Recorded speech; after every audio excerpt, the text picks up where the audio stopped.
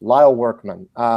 Let's go back to the beginning of Love. What were your initial ideas for the music for this? Uh, uh, I just set about experimenting in a bunch of different areas. I tried some more like modern electronic stuff. Yeah, Judd just wanted me to go off my own instincts. So I tried a number of things just to see what would work against the picture. Sometimes it's better, at least for me, not to conceive of it too much, but just to try some things, because sometimes there's happy accidents, things that are juxtaposed that kind of work in a strange way. So I try to honor that by just blasting out a bunch of different things. And then we sort of settled on this sort of poppy Hispanic influenced score, and that's what it ended up being the majority of the music. Mm-hmm.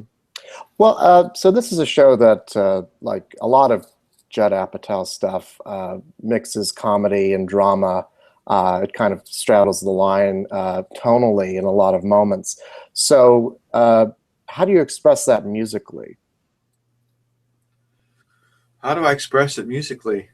Well, finding that balance between comedy and drama. I mean, I see what you mean. Yeah. Gee, how do I do that? I just think it's just about on a technical level, it's about just things in the music that convey.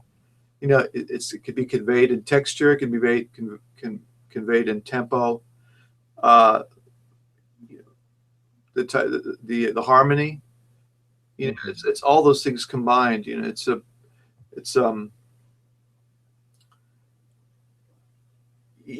funny thing talking about the process, because it's so much of it is a mystery to me even, like what's the process? I don't know. I'm reacting with music to things that I see in the hearing in the picture. And it's just that part of it, it's hard for me to break it down into components. It's just feeling it, it's just feeling the music, and that in turn makes me play certain ways. Regardless if it's funny stuff or it's introspective or it's highly dramatic, it's just you play something, you feel it, and you express it. I hope that's I feel like that's not a very good answer, but it's the only one I have right now. No, I guess it is hard to kind of put into words, and I think not just for because the tone of something like this, I think, is really hard to do. Where in some moments it has to be kind of broadly comic, and then in other moments it has to be really truthful and dramatic. So I guess what I'm getting at is finding a consistent tone in the music. You know what I mean? So that it all feels of one piece. Well, that element that is in all of his work, really, when you think about it, 40-Year-Old Virgin, even, that's the same thing. There's this underlying sense of a little bit of sadness in the character, and relationship complications are pretty much all through his films. So there's that's what makes him so great, is that extra dimension of just the depth of the whole range of human emotions. And so that's kind of how I got started. In my first movie was 40-Year-Old Virgin. Big feature, I should say. So I've sort of grew up doing that. So it's all I've ever done, in a way, where it's straddling those emotional tones. But yeah, for me, luckily I play an instrument that's highly expressive, and that is the guitar. That's my main instrument, and to me, that instrument can evoke all that stuff. This tender, heartfelt, introspective moments, drama, and then just fun and action and energy, and combined with my love of all things music, of all styles and genres. To me, if it's good music, I don't care what style it is, it's good. And there's that emotional range within music, period. So, I just sit with my instrument and just feel it, and hopefully it works. I wonder if you could talk a bit more about making the transition into composing for films and television, because I mean, you've been involved in music all of your career, but making the leap from songwriting and guitar playing into working on films and television. Can you talk a bit about that? Yeah, it was a lot of baby steps that led me to film composing. I didn't set out to be a film composer. It just kind of happened. Now, that's probably going to infuriate people that have known all their lives they wanted to be a film composer and they're struggling in the business. You know, what right do I have to be in this business? But, you know, it really started from being in bands, you know, going to school, learning about music, being interested in all kinds of music, loving film, loving the, you know, TV, and just combining all those things. Starting working for a company that did music for commercials, and then I started writing for them. And then meeting a guy that was had a band, and I was on his record because I was a session guitarist. I still do session work as a guitar player. And he was friends with Jon Favreau and Vince Vaughn, and they asked him to do their film, and he in turn asked me because he thought our skill sets combined would yield a greater amount of styles that we can put together. And I just loved the process. I just loved it so much. And then, you know, the next thing I started working for another composer, and through him, I did a favor for a Universal music executive, just playing guitar on a personal project. After we were done, I sent him off with a CD that had some of my work, and he really liked what it was, and he called me to do some stuff for a film. And that's just kind of how it sort of blossomed into this scenario. And then, you know, got just really fortunate with Judd, and that the film was so successful, and that sort of helped pave the way for me. Mm-hmm. So then going into Love, you've got these two really interesting characters to write music for, Paul Rust's and Gillian Jacobs. Yeah. You know, classic kind of opposites attract. Set against the backdrop of Los Angeles.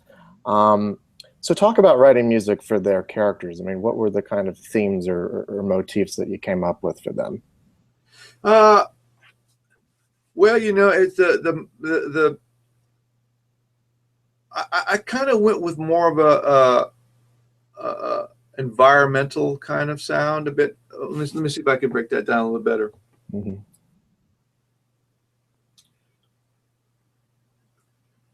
I think my music speaks more to the emotional tone of what's happening as opposed to the specific characters. I don't really have a Gus sound and a Mickey sound. To me, it's kind of a combination of where they are with their emotions as they relate to one another, as opposed to separately. And that seems to work. You know, that seems to be working. That's more of the approach I took. Okay, yeah. So then how much did the setting of Los Angeles influence your work? I mean, because all of us who live and work out here know what an interesting and multicultural place it is. So how much did that influence it? 100%. A lot of the music has a Latin Hispanic hybrid kind of sound. It's between, and then we have so much of that in Los Angeles, being that we used to be Mexico. Yeah. But and you see it in the exteriors and the murals. You see it. You see a lot of it, particularly in the opening episode. And that's what sparked this idea. But I sort of use it. I use instruments that are like Mexican-based instruments, guitars, little guitars, requintos, bass, sextos. But I use them more kind of in a pop world, in a poppy arrangement. So that's sort of a hybrid sound between like, let's say, the Caucasian perspective of what that would be living in Los Angeles, and that being present in the environment. It's a hybrid. Right, right. So this being a Netflix show, it's not like regular broadcast television. All of this stuff comes out at once, and you're able to watch it all at once. So it's kind of almost like it's 10 episodes, right? So I guess it's like a big 5-hour movie. Yeah, Um, so talk about just like going from episode to episode, and then thinking about it in terms of the season-long arc. How does that affect your work? you know, we take it. I take it episode by episode, Mm-hmm. um, because we know that in any show the arc could be great. Like if you take Breaking Bad, for example. I mean, you watch the first show, and then you cut to the last show in the season. I mean, in the series, Mm-hmm. it's an incredible arc that just keeps elevating. And so I try to, first of all, I'm not seeing all 10 episodes. I'm seeing one at a time. So I could really only speak to the episode at hand. And I think that's good. I think it's good to stay with the characters where they are in that moment. And then as they change, the music changes, that there's more is revealed with the characters and the situations. Well, in turn, that's what happens with the music. So I'm just always there, I'm always there, just commenting on what's happening in the moment. Mm-hmm. Uh, and how much does you've worked with Judd Apatow on a lot of his movies. So what is that collaboration like between the two of you? Well, a lot of it is just me just doing my thing. I think he works with people that they do their thing, and he wants them to do what they do, and that's how he gets the best out of them. And then if he has ideas, and he'll say, can we try this more like this, or maybe we're hitting it too hard with the drama, or there's enough comedy there, the music could be more subtext. Those are the kind of things that I hear from him. Mm-hmm. But really, it's about casting, and that's kind of his whole thing. About casting the right people for the right job, and I think the same thing goes with the music, that they understand the sensibility and his sensibility. And after this many years, it's I can't say I know what's in his head, but I think it's a pretty good shorthand by now. Right. Uh, Now, going forward, you guys are already working on season two. At least they're writing the scripts. Do you have any idea where they're going to be going with this next season, or have you even heard a word yet?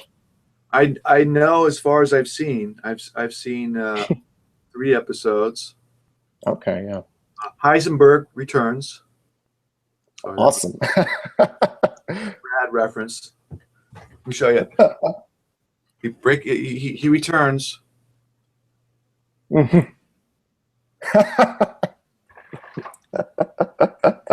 Could you hold that up again one more time? We Heisenberg returns.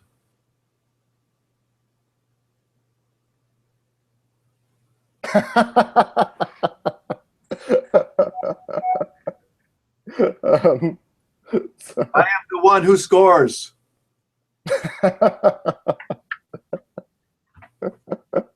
well, there you go. You heard it here first, folks. What to look forward to in season two. So you've been honored a couple of times by the ASCAP Awards, which honors composers in film and television. I wonder if you could talk a bit about what that kind of recognition means for you. It's nice.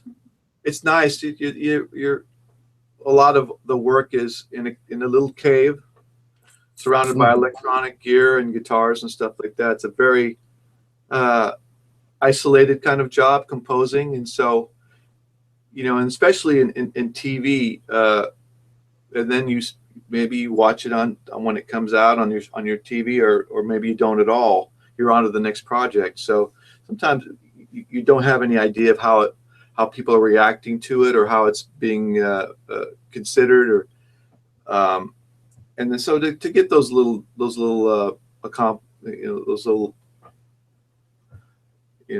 pats on the back, it's it's nice. It's nice. Uh, Well, I certainly look forward to seeing more of Love and more of Heisenberg. So, um, thank you so much, and congratulations on your work. And thank you Thanks, for. Zach. I You're appreciate it. welcome. Thanks for the interest. Of course, yeah. Thank you so much for taking the time to talk, and have a great day. Hope it made sense. You did. You did make sense. Yes. It wasn't a problem then, I guess. No, no, no. Thank you very much. Thanks, Zach. All right, have a great day. You too.